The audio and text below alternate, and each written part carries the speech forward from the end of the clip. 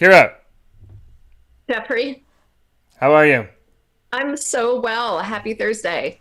Happy Thursday. Thank you. Hello, everyone. We had our couple weeks off there, and but we're back for episode 61 with a great Yes, discussion. How are you, Kira? What's happening? I'm so good. A little chilly today. I put a sweater on just for you.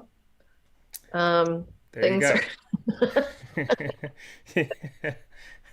We uh, had a good preview for this episode. Kira posted some Instagram stories that were terrific. I well, mean, I wanted to go horizontal today, but well, I shouldn't say that. Someone asked me if we could do the show with me just laying in bed sleeping, but like I had to tell them that you probably would not be a fan of that. So I decided to adult today, put a shirt on, and show up.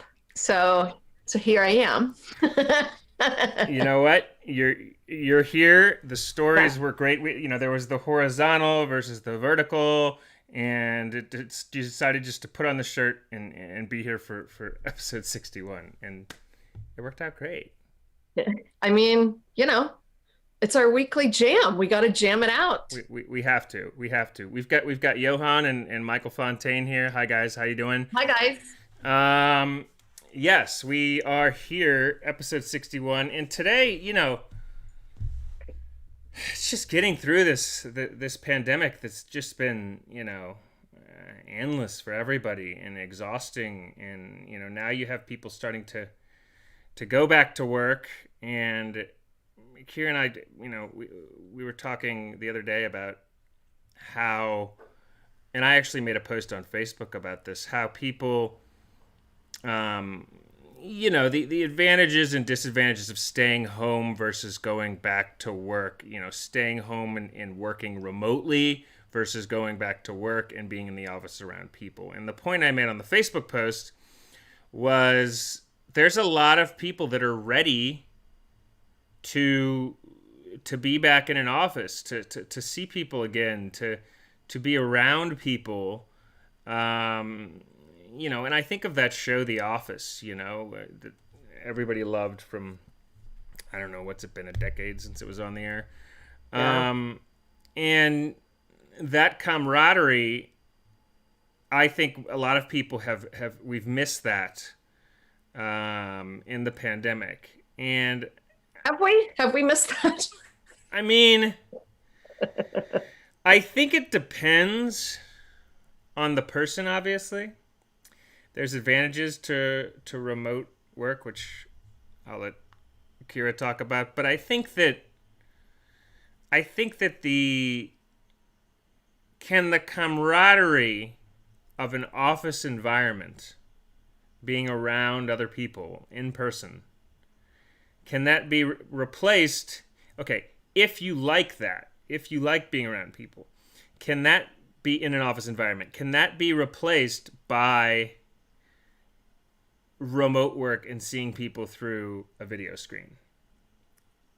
I mean, why can't we just hang out with people? I mean, I don't know why we have to go into work to socialize. What, couldn't we just socialize after work?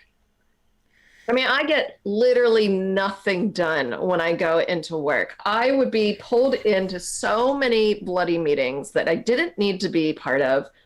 People would want to talk to me about their weekend and whatever the fuck. And I'm like, "Ugh, can I just get work done?" And then by the time it's like 4:30 in the afternoon, I got nothing done. So now that I love working from home. It is like my jam. I can get so much more done without people bothering me about their weekend plans. Yeah, yeah. I think that I think it depends on the person, because there's a lot of people that aren't necessarily social people in a weekend environment. Their social life is the office environment and seeing other people. And when that's taken away, I think they really miss that. And I think that there's a loneliness problem that can that can be created because of that. Oh, And maybe it's time to evolve. Like, you know, what does that mean? um, I mean, maybe it's time that we figure out how to evolve as human beings and, you know, find new ways to socially interact with people and also have a work life balance where we can sit at home and do our work and then socialize after. Why the need to drive and sit in traffic and all of that bullshit just to go into work to socialize? Fuck. No, thank you. But I feel like a lot of people don't. I mean, what's the definition of socializing? Is that going to a bar, or is that going to play bingo? You know, or is that going bowling? You know, or is Well, what that days, Jeff, what days do you go and play bingo? I I'm not a bingo advocate. I mean, I played bingo when I was in grade school, but I know You're not that a bingo advocate? well no, well no, but I know that there are some bingo goers still. I mean, you could do something like that virtually, but anyway, there's different definitions of what socializing is, and some people literally it isn't bingo or bar hopping or I don't know anything going to picnics. It's literally being around other people in the office, and I think that's really Yeah, but a that's lot coming for a from lot of people to someone, lose. but that's coming from someone that never worked corporate for 11 and a half years. Yeah, You right. know what I mean? Like, okay, talk to someone that's worked in corporate for years. I guarantee you they would be like, thank God I can work from home because I can't stand having my micromanager, you know, all these people all over my ass all the time. You know, it's like, but now, you know, people are running into the fact of working, you never turn off work. Mm-hmm.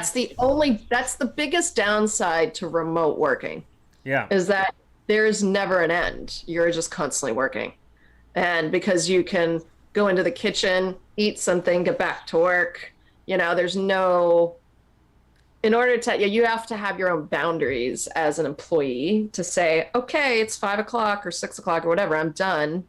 I'm going to shut the computer off. And I have a feeling managers are probably like, oh, but you're home. You could work more, you know? That's the only downside that I see. You're I think saying man, people can become addicted to work because they're home.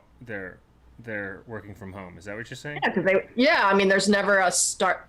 You know, when you drive into work and then drive home, there's that like whatever that time that you're like, okay, okay, it's time to get in the car, where there's no break like that in the remote working unless you're like, oh, I gotta go pick up the kids at school or whatever, you know. But if you don't have that, there's no end of the day. The day just, and I've always found one, I could never get work done when I would go into the office when I worked corporate, but when I worked from home, I never shut it off. So it was like, what is there an in between? Mm-hmm. You know?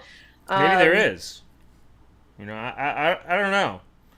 I mean, the only thing I could think of would be like workspaces where you're not at home working, you drive to a workspace that you know, rent monthly with other people, you do your work, and then you drive back home. And then that way you have a line between work and home and you're not blending the two. But frankly, to be honest, we've been blending work and home life for since BlackBerry days.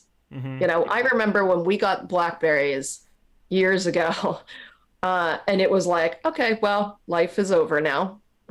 Your boss can call you at any time of the day, and you have to fill out proposals at 9 p.m., 10 p.m., and then you can't say that you didn't get it because you're glued to your phone all the time. You That know, was so that was a big shift, right? When BlackBerry and iPhone came around, especially when BlackBerry, because of the you had to be always available. and I was available 24/7. I remember going on vacation to France and a horrible client that I was having to deal with. They knew I was out of town. I had an out of office reminder on my emails, and yet they knew I still was checking my emails. So then they were sending me all these important things, knowing that I'm on vacation, you know? And I got so stressed working on my vacation that I actually had to leave Paris and come home. And like, I look back on that and how ridiculous of a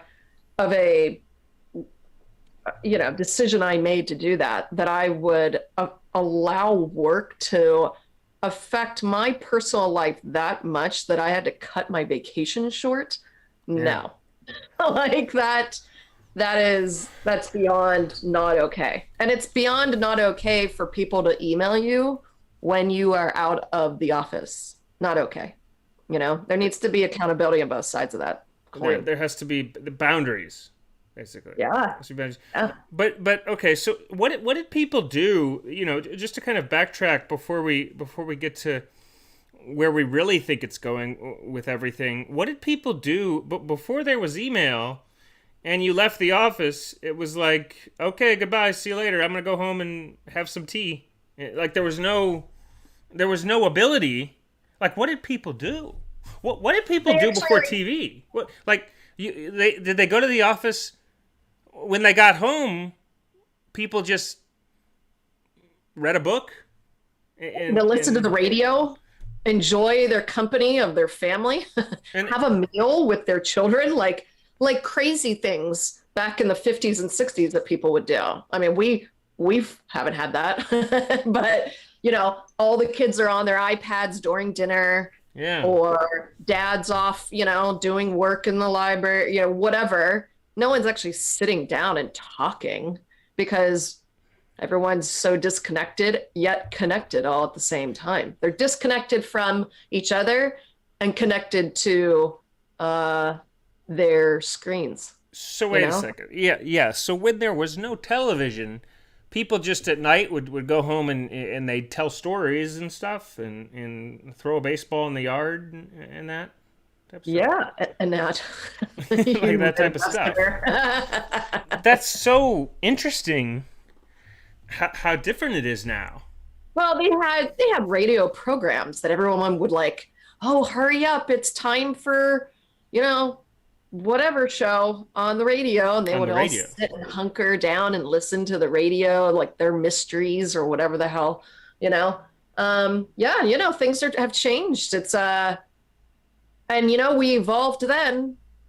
We can evolve again. We had to evolve from now we have phones and now we have to work 24/7 or not. And now I think we can evolve again and make remote work optional. Okay. I don't think it should be a mandatory thing for people to have to drive in. And especially if your drive is like an hour and a half, like that's ridiculous. Like my drive to Google was an hour and a half, and that's crazy. Sorry, someone's at the door probably, so my dogs are trying to eat them. Oh, cool. So good times. Yeah. No worries. Well, yeah, I think that inevitably there will be the work from home, go into work choice, but I think that the choice is pretty important. Like companies going full remote post pandemic, like we're assuming once COVID is gone, so we're talking in that frame here. I think that there, at least for a while, needs to be an option of people to have in the office, because not every. I don't think it's not the same through a screen as it is in person, is it? Of course not. I mean, it's not, no, but we've said that about many technologies and many advances in our society, where it's like, oh, it's not going to be this. Who would ever shop online? Well, Amazon's going to fail. This weird internet, know. Yeah. And now that's all we know. You know what I mean? I think it's just we're having to do things that might be slightly uncomfortable as the world evolves, and we're just getting used to the changing times. And it just so happens that the pandemic pushed forward even more the idea of remote work. And what will that mean to social behavior amongst human beings is yet to be determined. But, I think we're all very adaptable. I mean, that's what makes us a great species, and that we can, you got to adapt or you grow or die, So it's like, you think it's the novelty of it is what you're saying. It's the novelty. I mean, I've been working from home. I have always fought to be able to have remote work for as long as I was in corporate world. I worked like 3 days out of the week from home, and I would get managers that would bitch all the time. But I'm like, I'm getting more work done in 20 minutes than you're getting done in 9 hours because of everyone coming into your office and chat. How's the kids? How's baseball? And I'm like, when I work from home, I don't have to deal with any of that. I get all my work done in a very small amount of time, and that part they never understood, though, they didn't really question it after I'm making them tens of millions of dollars, in sales or whatever. So, it's all about, and a lot of people, to your point, there are people that can't work from home, like just they need can't. that office environment, right? Yeah, they need the structure, and without the structure, they're just like all over the place. Right. And then there's people like me that are like, I could sit in front of a computer for 12 hours and not move and do work and just like knock it out, know? But I think you're right. I think it comes down to personality, but I will say, I don't feel any company should force employees to go into work. I think that's very archaic and like old school. It's time to advance civilization, for God's sake, Yeah, no, I agree with that, but I think that when we say evolve, there's a lot of people that wouldn't like that necessarily because they're some people wouldn't necessarily want to quote evolve. They if they're comfortable, seeing people in the office, it makes them uncomfortable having to change the social environment of what they're used to being around people in person. So I feel like that it really catches a lot of people off guard because they're used to that. And but I think that to get back to the point of this, so we had people didn't initially have television to go home to. They didn't have, stuff online and phones and email and all that. It was just people and in person in the office and at home. And then TV came around and people got distracted with that. And then, first you had radio, then you had TV. And then eventually there became internet and email. And then the office was able to kind of be in touch with people whenever they wanted. And I think that now, with remote becoming potentially bigger, as you were saying, that's the next jump, like from BlackBerry to stuff being at home. But I don't know in the evolving and the evolution of things if people are ever going to be fully comfortable going full digital within the screen. I'm saying that I don't know if we can ever get there, but perhaps we can because everything else, TV seemed crazy, internet seemed crazy, now being on the screen seems crazy. Can that replace? I guess the question is, will that ever fully replace the value of like in person that you have in the office? Will the screen ever fully replace that? Can it ever replace that? I think probably not in the near future. It's like saying, could the internet fully replace retail shopping? Yeah. I mean, we've kind of seen that, right? Because malls are like, who goes to the fucking mall? Right? So you're seeing all these mall closures, and that would have been, look at newspapers.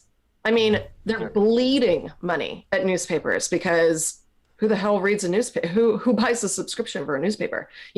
I don't think, is it going to happen tomorrow? where screens will take over in-person social constructs? No.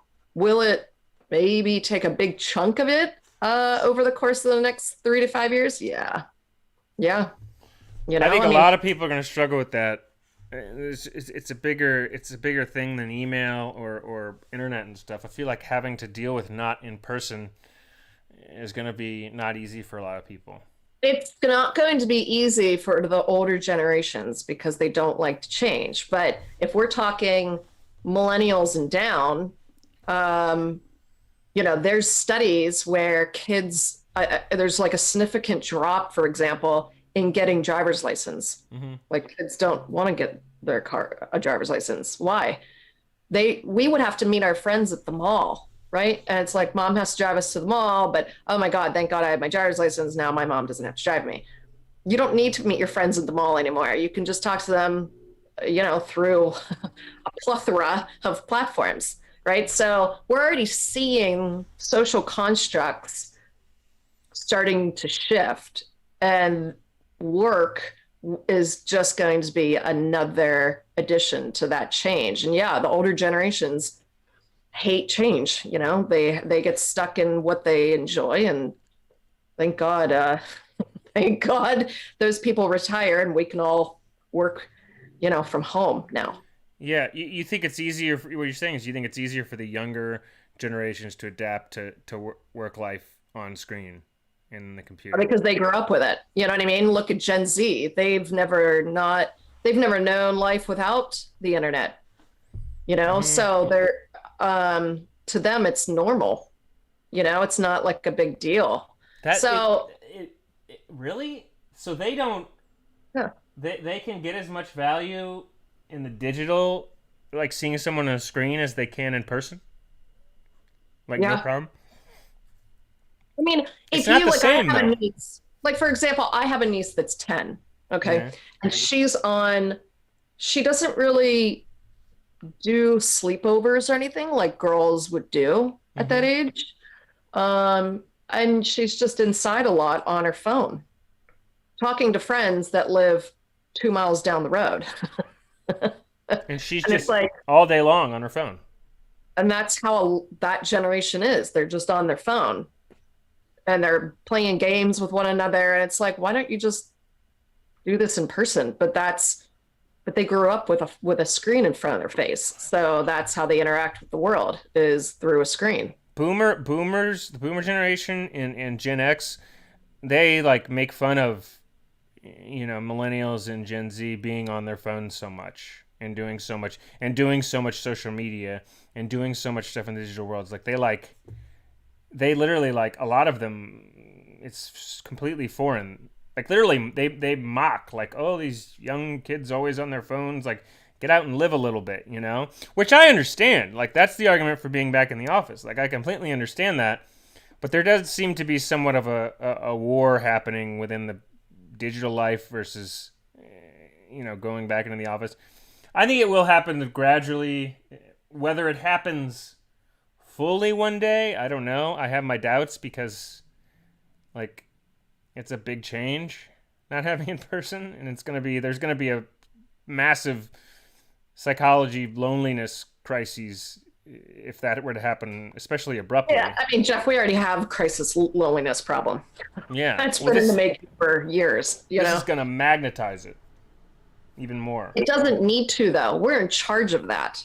It's not like it's not like our brain operates independent from us. I mean, we do have control over those feelings. And if we're feeling lonely, we can make a decision to then go outside and meet with someone or whatever. The only reason why there's an epidemic of loneliness and depression is because we allow ourselves to do it, not because it's so easy to blame. Like, you remember back in the 90s when video games were constantly blamed for all the school shootings going on? Mm. Marilyn Manson was blamed for, the Colorado shooting, the school shooting. I mean, everybody is blamed. All the all the social stuff Yeah. and all the platforms are blamed for the decrease of society. And it's like, No, you're a human being with your own independent thoughts and your own brain. You can decide if you want to partake in certain things, and if something makes you sad, you can choose not to be on that thing anymore. But We what just we just get brainwashed into having to use this shit, and it's ridiculous. but what if people don't want to go out of the place to go see meet someone or see, like, what if they don't want to do that? What if they're like really introverted and their life was going into office? They don't want to go to bars or do any of that. That feels like scary, and they don't want to do that. What about those people? I mean, I don't know too many introverts that like to go into the office but won't go out then to a bar. You either, like, I'm an introvert. I hated going to the office. I hated having to talk to my coworkers. Yeah. And I mean, they're lovely people. I just didn't want to talk about their kids and whatever the fuck they did over the weekend. I don't care, you Did know? did anybody in this chat? We have like some people in here. If anybody like going into the office, and would they miss that? If you worked in an office pre-pandemic, did you like going into the office, and would you miss that? Like, let's see if anybody would miss that. What their responses are. We have I mean, Penelope said, some of us do, but also driving kids to dance, sports, and everything else their families need. Plus, we have the sandwich generation to take care of kids and aging parents. Example, I have two kids that are scouts and involved, but also have had an ill parent, but also ailing grandparents who require my evening attentions. So I guess she's Right. saying that these other activities she had anyway. I guess I think that's the point she's making, because it was a past thing we were commenting on. Lee Miller says, as people are used to working from home now, I think people will work some days at home and some in the office. I think so. I think Yeah. some people will. I think it'll I be a mean, there are balance of companies. both. What is it? Is it Twitter? It was Twitter and Oracle, I believe, who are the two that made remote work, um, even after the pandemic, optional. Hmm. And there's a lot of companies that are getting rid of their office spaces because, I mean, look at Manhattan. Have you seen the pictures of Manhattan? What? I Where's mean, a we won't need. Well, that's a great point. I mean, we won't I mean, need office no, buildings anymore. all that office space. Oh my God. I mean, there's articles, I forgot, I think it might have been in the New York Times of how much Manhattan's changed to where nobody goes into the office. And now all those skyrocketing office rents uh, don't even exist anymore. They're pleading for companies to come back, So it's very interesting. I mean, we were already going down this trajectory, into this remote work, but the pandemic completely sped that up by like 10 years. And now it's like, you know, everything that we have had to go through over the year Hmm. really shifts people's lives. To Penelope's point, people are taking care of aging parents, or parents that are still sick with COVID or have health problems because of COVID. And now you're going to force these people to go back into work.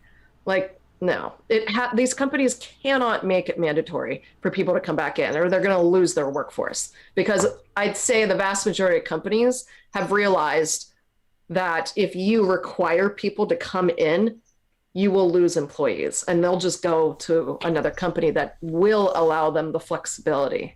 But yeah, and I think that's very true. I really do think, though, you bring up a good point about the office space of all these buildings. If you don't have the offices as much anymore, what could inevitably become of cities and of office structures? We're going to have so much more land space. There's just going to be more space, and not just that, but if autonomous cars come around eventually and self-driving cars, I talk about this all the time. Think how that's going to change things, because you're not going to need parking garages anymore. Like, Right. so you're going to have buildings and garages in the next, I don't know, 10, 20, 30 years. How long is all that could take? The whole world could be restructured, as far as you don't need all the garage space if you have autonomous cars. So these stacked parking garages we're just going to have empty lots in cities that you don't need anymore, Yeah, and the office space and too. and how horrible would it be if we were to implode those parking garages and turn it into a park? Maybe get some like trees, in these cities. We could actually revolutionize cities back into more of a urban oasis, and not have it so building after building after building of office space. I mean, my God, can you imagine how transformative it would be for LA to have to implode some of these buildings that nobody's using and build parks with trees and shade? I mean, I think that's where it's going. I think that's the direction so things are going. that's, and you look, and that's statistically speaking from studies, a lot of people are moving to podunk cities, like, in the middle of nowhere, because they are able to work from home and their money goes farther. They get land and they don't want to live in the city anymore. They don't have to. They don't have to. No, they work from home. Why would they want to? There's the people that want to live in the high rises and like the lofts, which is totally cool. But I'd say the vast majority of people are moving out of the cities now and just living, where they can afford an amazing house with land. Who wouldn't want that, So that's going to accelerate. I mean, these younger generations are going to accelerate being remote, therefore less use of cities, therefore more people, what is it called, like sprawl, like getting out of the cities because they don't need them anymore. The younger generations don't need them. They do everything remote. So that could change where cities are.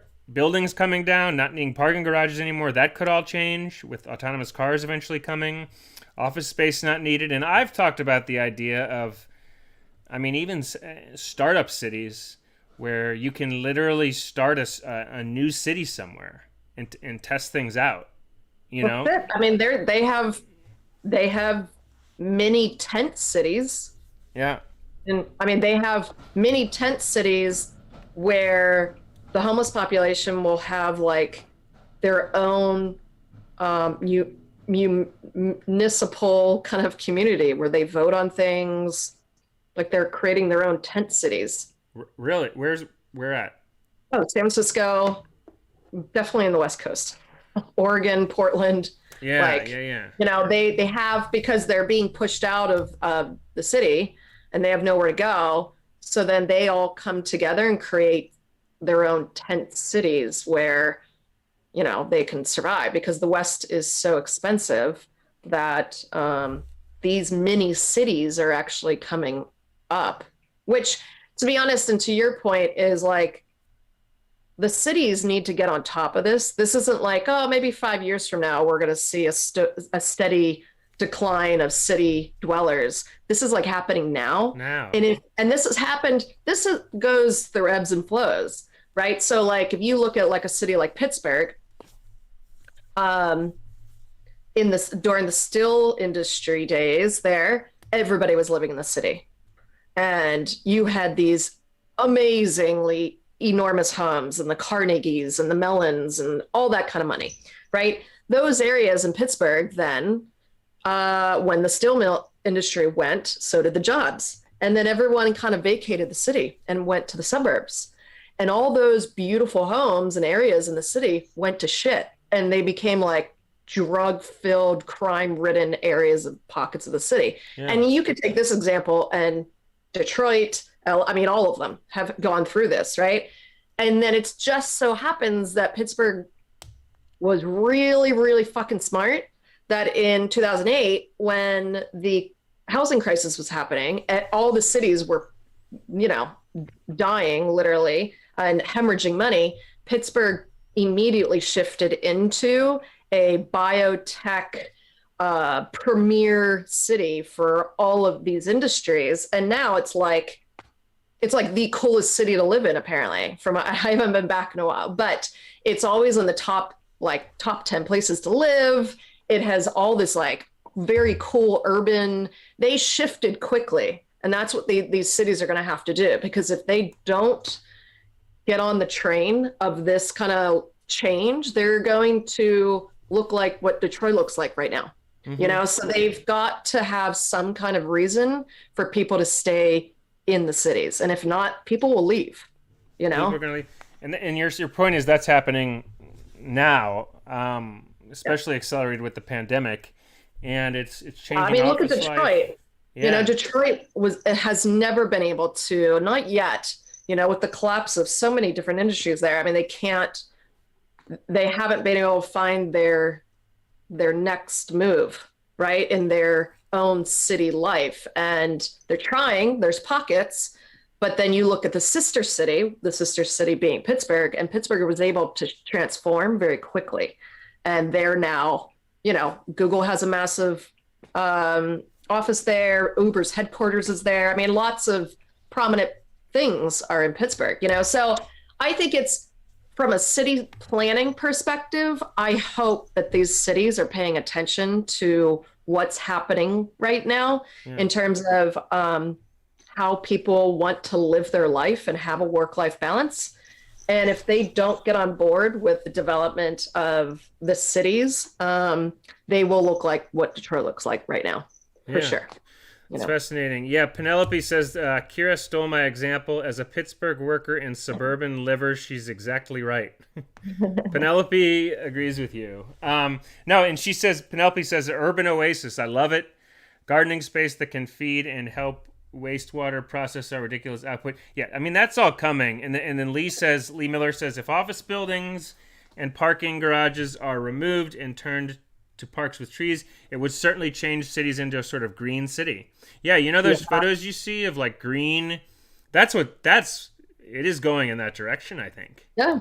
And thank with God, green. my God, can we make cities? I mean, no offense to LA, I lived there for 15 years, but holy hell, Mm-hmm. it needs a little bit of a facelift when it comes to a nice oasis of nice parks It and does. Hollywood's a dump. I live in Hollywood, and it's terrible. It's well, they so also have bad a out there. problem. You know, your parks are full of homeless tents, and then you're like, well, I can't go to the park today because I'm afraid I might get shot. I mean, I mean, you know, Hollywood is just a mess. I mean, the buildings are old, and I know. it's just everything is a wreck. And you know, I really do think I agree with you. I think it's going in that direction, but I really think the startup cities too will be interesting. And like what we talked about, you mentioned like Portland. I know there's Seattle, but just it not only serves for green purposes and people remote more, which some people like and some don't being remote, but it also allows a startup city allows people to test different policies that they wouldn't necessarily be able to test in a current already built city that people are already living in. Like you literally could have residents that want to live in a startup city just so they can test different things as far as just, management of cities, as far as, law enforcement, and everything, just how that home is managed with solar and green and just smaller homes. I think that the way homes are built is just really old fashioned. We really need to look at how homes could be built in a different way to fit the human. Homes are built not necessarily to fit the comfort of living. A lot of it's just like old structure and where things needed to be. Like I really think that we can look at homes, but the startup city allows people to do that with a fresh slate, I guess you could say. So I think that's Yeah. important. You know, there's a lot Um, of people. I mean, there's been a lot of reports of people moving to like Memphis or Nashville mhm. or, like flooding these these cities and even smaller cities. The number one city in the US that has the highest percentage of growth of people, guess where that is? What Take is a it? wild guess. It's like Texas? up Somewhere in by Texas? no, No. it's up by like 2,500% of people. Like it's ridiculous. I've been there once and the place is amazing. Where is And it? it's super tiny. It's in the middle of nowhere. Where's that? It's Bozeman, Montana. Bozeman, Montana. Is anybody from Bozeman, Montana? Because it's the future. It is where everyone's moving to. That's where everyone from California is apparently buying. You can't find houses. It's right in Yellowstone. So you've got nature there. And it's a super rad, down, cute little podunk town, and they've got all these like hipster bars and stuff, and people are Wow. flooding those types of little pocket cities. And to your point, they can transform the city however they want, because the influx of cash from these people that have been, that are wealthy, are going to all of these tiny cities and blow it and making them into whatever they want it to be, which Wow. is pretty cool. Yeah, I'm looking at Bozeman in south western Montana. Yeah, Yeah. kind of near Billings there, and near Wyoming. That's just that's fascinating. So it's gonna be interesting. I know it's hard for people missing in-person work life. I think that will go on for a while. I definitely have empathy and understanding for that because I like the in-person as well. I like remote, but in person, I see the value of that. One other thing, and we'll wind down here in a second, but one other thing Penelope said. Well, Derek Coleman says his company is saying that the productivity is higher at home. We have been Mhm. home for over a year. I think it's more cost effective to keep us home. There are a couple others. Michael Fontaine likes to socialize. He'd rather have a barbecue and invite people over.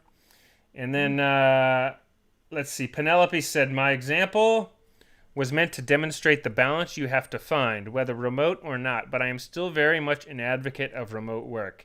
Too many times I spent an evening bus ride home from work crying because I knew my kids needed me, but I had no other allies or reinforcements to help me balance this, and remote work alleviates some of this guilt that working parents may have, especially mothers." That's a really good perspective, especially since you and I don't have children. So it's hard to know what it's like, for those that have children, and how you manage. There's only so many hours in a day, and I Mm-hmm. can't even.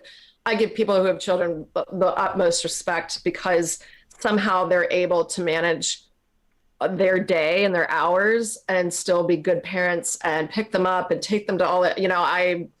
I'm more than give respect to people that have children, because I can only imagine trying to finagle the time aspect of it and And still keep your sanity. and that's one of the perks. Okay, so for some people, the remote work, as in Penelope's example, it's better in that way, Yeah. and definitely I think that's a good thing. There's other people, some there's people that want to get away from their kids and and husband or wife, and want to get out of the house and get away. Like, that's something we forgot to bring up. There's literally people that want to get out of the house, to not think about it. Not that they don't love their kids and husband or wife, but that they need to like get away and get to the office and talk fantasy football with their friend or talk whatever. There's some people that Right. want to get away. So different strokes, for Mhm. different people, I think. And yeah, Penelope says, true story. There's a lot of people that are going insane being around their kids constantly. Not that they don't love their kids dearly, but their kids are making them literally insane. Yeah, Um, I can only imagine. so I can understand how the remote work with families could be good or bad depending on the perspective, the family, and it could be good or bad on the single person living alone, because some people like doing remote and some like being around people, and going to the office is their only way to be around people because they don't like bars. So it's literally different in each situation for each different family, person, single, solo living person. So I think it's going to be really interesting how where things go with all that. Kara, this is great. This is a great talk today, as always. We're at 45 minutes. We just go and go. There was a day when we did these in person about a year ago, and then the pandemic hit, and we have gone remote. We have gone remote. And you were concerned because you're like, Yeah. but you were concerned when I was moving, not because you would miss me, but because you were like, what about the show, Kira? I was like, Kira, what are we going to do? Like, hi, are you going to miss me as a human being? Kira, of course I missed you like that. I mean, it was unbelievable. the in-person, the in-person magic. But we, Well, that's, I mean, that's why I consider myself a digital nomad. I don't own a home. I did own homes in California, but I like the fact that I can pick up and move if I feel like, all right, I'm done with Atlanta, yeah, go back to LA or go back wherever. I can go anywhere, which is really nice. And I think the remote work allows that people to do that. Yeah, that flexibility. it really does. It reminds me of those last thing. There's like those smaller homes now. You can literally have like Yeah, a little home built anywhere, that are cheap and they're like the price of a car, and you can just live. right. It's amazing. The price of living is going to go way down. I think that just in the startup cities, just like people are going to be able to live much cheaper too. I think in the future, Well, and you know. I think people are really liking these smaller towns. One, a lot of these towns are giving you money to come. I Hmm. know there's towns in West Virginia that are currently giving people like 10 grand if you move there. Yeah, Uh, and that's what these startup cities, they want your money and they want you to come and now build them up. They want the hipsters to come and build their city into the cool city, you know? And that's what's coming. that generation, which is our generation, are like, we watched our parents blood, sweat, and tears and become workaholics. And our parents are now getting older and may not have, may have lost their shirt during the um, economic crisis. And now we sit back and are like, I don't want to work my entire life. That looks terrible. They never had a work-life balance, and I think our generation looks at that and is like, oh, I'm not doing that. And that is why the old generations don't like the millennials, because the millennials have decided that we are not going to work to ourselves to death because we are watched our parents do it. And that Right. is why the older generations are like, oh, you're lazy. And it's like, no, I just don't want to have a heart attack when I'm 40. Thank you. You know what I mean? Like, we just value the balance way more than previous generations did. Work ethic and working till you're 6 feet under was always like the pinnacle of being a human being in the United States. But millennials saw that and was like, no, thank you. Well, it brings up another thing about retirement. Like their thing was work, work, work, work, work, so you can retire. So you can Right. retire. Millennials are just like a lot of millennials, not all, but are just like work's just a part of my like what's this retirement thing?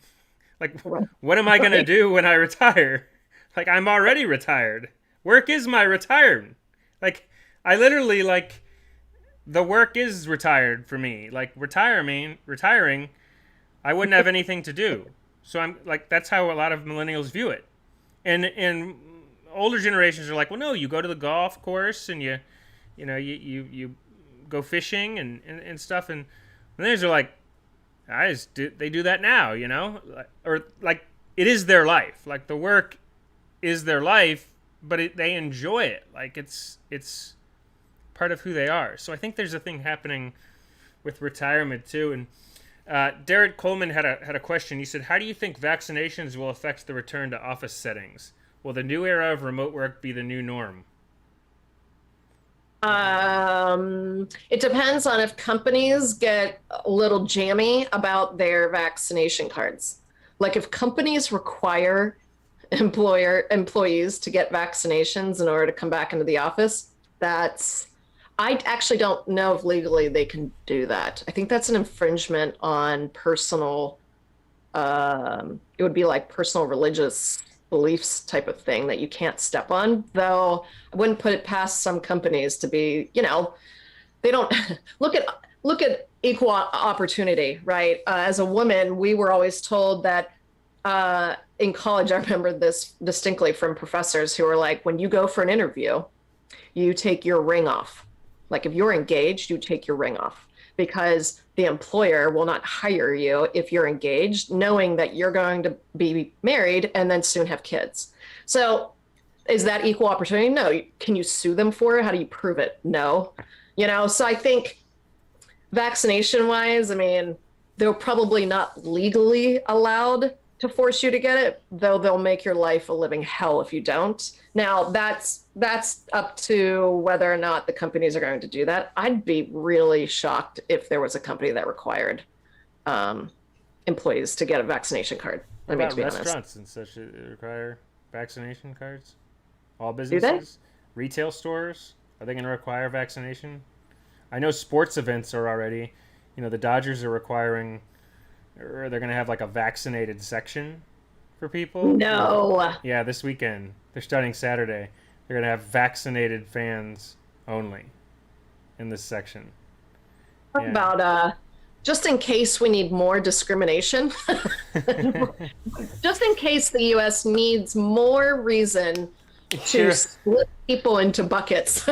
Yeah, but there needs to be vaccination is for people's safety, right? Yes, but Jeff, I mean, do you know how many people are going to frown upon and point the finger down on people that don't have vaccinations? And, Yeah. you know, It's going to happen a that lot. it could be that they can't get them because of health reasons. They might not get them because of religious beliefs. They might not get them because they don't trust the vaccine. I mean, leave it to the US, I swear to God. And I know that we're like over time, but I swear the minute we make a step towards unity and equality, we take 9 steps back and create little sections for vaccinated people. Like, when will we learn to stop discriminating against people in this country? Really? Yeah. I mean, really. Yeah, It's time. Kira and I have different. I got vaccinated. I've had the vaccination. I'm 2 weeks past it. I believe unless you have a religious belief or a medical, I don't think that people should be after those people who, for whatever reason, can't get it. But I think that it's in people's best interest to get it. Yeah, nobody should discriminate someone based on their skin color, but we do that anyways. Yeah. Well, I think that we encourage vaccination for public health, right? It's a You good could thing. say that about lots of things. Kira and I don't agree on vaccination. Oh, look, I am not an anti-vaxxer. Okay. I'm just not running to get my vaccination right now. I will get it in due time. I'm just not in like a mad rush to stand in line with 2,000 people to get it right now. I think I will let everyone else kind of get their vaccinations, and then I will get it when I need it. I think that's fair. Like, And the last time I got a flu shot, I got violently ill, and I'm like, I don't want to get a vaccination right now because I have a feeling, just knowing the effects. One, the effects are worse for women. That's one of the COVID vaccine. And 2, knowing that I had a bad reaction with the flu vaccine last time, I'm like, yeah, do I feel like I want to sit at home for 2 days or 3 days and feel like death because I got a vaccine? I mean, not right now. I will get it, but not right now. there you go. Yeah, I mean that's everybody has their, what they're planning to do, and we all have a right to a choice. For the Dodgers, I know, but for the Dodgers to be like, you get to sit over here because you're not part of the cool kid club of the vaccination group. Like, I'm sorry, if that is not the epitome of America, I don't know what is. Like, we are so good at doing that here. We love doing that. Love it. That's our jam as Americans. Just in general about everything. Oh God, it's so frustrating.